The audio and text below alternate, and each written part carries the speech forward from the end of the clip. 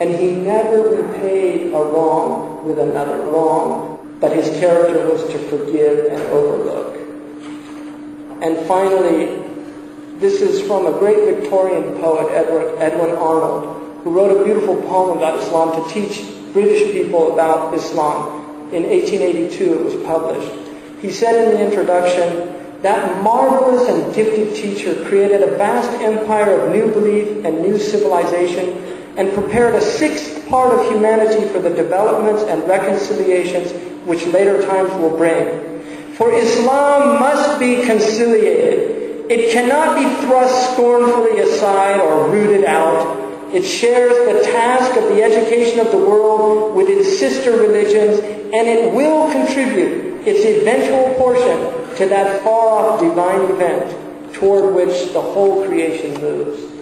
I really hope that in the spirit of people like Edwin Arnold, Western people that really wanted to understand Islam, I hope that that feeling spreads, that knowledge about this religion spreads, and also amongst the Muslims that respect towards others also needs to go both ways, and I'm not denying that in any way. And finally, like the poet said, وَإِنْ عَبِقَتْ فِي الْغَرْبِ أَنْفَاسُ ذِكْرِهِ وَفِي الشَّرْقِ عَلِيلُ تَعَافَ مِنَ الضُّرِّ. Perhaps if the fragrance of his scent, the Prophet's scent, spreads in the West, you'll see Eastern people becoming well after being sick. Thank you very much. This lecture continues with a question and answer session. وَمَنْ انْتَصَرَ بَعْدَ ظُلْمٍ فَمَا عَلَيْهِ مِنْ سَبِيلٍ. Whoever, after he's been wronged, defends himself, you can't blame him. But there's a وَمَنْ عَفَى وَأَصْلَحَ فَأَجْرُهُ عَلَى اللَّهِ. But those who forgive and are forbearing, their reward is with God. So my inclination is that our Prophet ﷺ forgave people. When at the Battle of Uhud, in the midst of all that, I was mentioning earlier and didn't get to the point, he said, when he was asked to curse them, he said, Allahumma ahdi qawmi fa'innahum la ya'lamun. Guide my people because they don't know what they're doing. Well, from one point of view, they knew exactly what they were doing. So what was he talking about? I think what he meant by that is they don't know they're opposing a prophet, that they genuinely, in their own mind, they don't realize what they're doing. And the proof of that is many of those same people became Muslim at the end of the affair.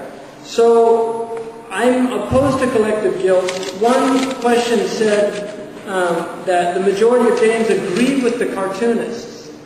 I think you have to be very careful when you make a statement like that, because I think if they did polls, I think what they agree with is the right to satire. I don't think they're agreeing that it's a good thing or that it's about the right. And that's something in the West we have to recognize. There is a very different set of references that are informing people in the West. The right, freedom of speech in the West is meaningless if you cannot criticize religion and politicians. Because historically, that's what the right was fought for. It was the right to criticize religion. People were burnt at the stake if they even disagreed with the Catholic Church. And so that was a long struggle to get to that point. Now, unfortunately, it has been degraded, this right, to the point where it's simply a right to insult, to say degrading remarks. I personally don't think that right should be defended. Maybe it shouldn't be criminalized in the West. That's for Western societies to determine for themselves. But I don't think it should be defended in that way. It should be said, we believe that this is not in the spirit of discourse, of civilization, that it's antithetical to the highest principles of Danish culture, which really promotes respect, things like that. I think if it was framed like that, it would have been much more effective. But unfortunately, people got by their secular guns and, we're going to defend this right, even if it's the right to insult. I don't think the right to insult should be defended. Maybe people have that right to insult, but it shouldn't be defended in that way, that we stand up for it. We can say, well, he's entitled to his opinion. I don't agree with what he said. In other words, insulting people's religion. I think so it's important how the questions were framed. I personally, Danish people seem incredibly polite to me. I mean, that's been my experience in Denmark, at the restaurants, at the hotels, at the airport. They seem incredibly polite people, and I just find it hard to believe that they want to insult people, because I've never been insulted in my 3 visits to Denmark. I've never been insulted by a Dane. And so I find that hard to believe. But defending the right to satire, I think probably many Danes feel that should be defended. So I think we have to be very careful. Now, I do know that there is a very troubling development in Danish politics, which is the rise of a right, an extreme right. And unfortunately, that rise I find it very troubling for a country that took such incredibly beautiful positions during the Nazi occupation. I mean, this country should be proud of, its fathers and mothers that took the positions that they did, because they were deeply opposed to Nazism. And that's something that Denmark should be very proud of. So it's very troubling to see extreme right positions, but that is still a minority and marginalized minority, and we don't want to see that increase. And it's unfortunately responses like some of the responses from the Muslim world that gives fuel to that extreme right agenda. So I think we have to be very careful in promoting those types of things. So they are firm, standing hard, defending freedom of speech. Shouldn't we too stand hard defending the Prophet? We should absolutely defend him. But I think the best way to defend his honor is to actually live his religion, is be a shaheed to his truth.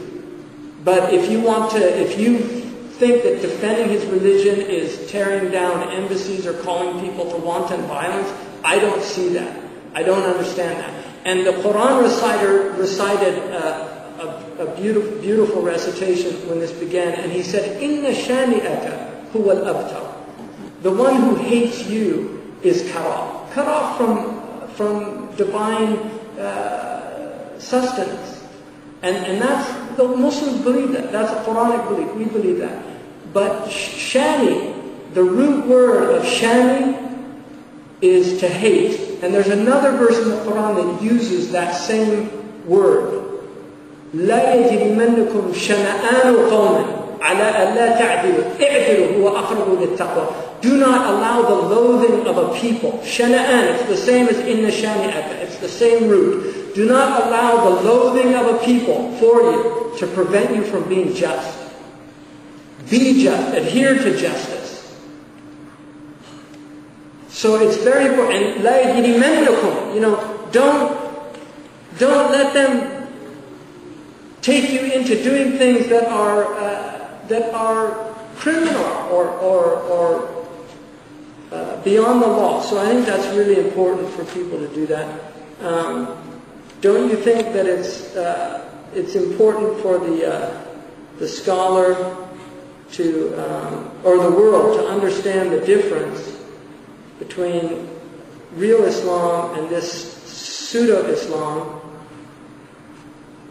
and that this is an obligation of the Muslims? Absolutely, I do believe that. I mean, بَلِّغُوا عَنِّي وَلَوْ آيَةً. Teach people what I said, even if it's a verse. So I think it's very important. And again, I really feel like we as Muslims have failed to spread. We forget. Our belief is that the world is Ummatul Muhammad sallallahu alaihi wasallam. There's two ummahs. There's Ummat al-Da'wah and Ummat al-Istijaba. And I'll tell you something that Imam al-Ghazali said, rahimahullah, in Faisal al-Tafriqa, which is a very important book about the nature of kufr. But in that book he said there are 3 types of disbelievers, or people that reject Islam. He said the first type are people that live and see the beauty of Islam and reject it. And he said those people, according to the Quran, are finnar. He said the second group are people that live near the lands of Islam. He said they're mixed. He said the third people are people that live far away. And he said those people often are raised since the time they're little with a distorted version of Islam. They're told that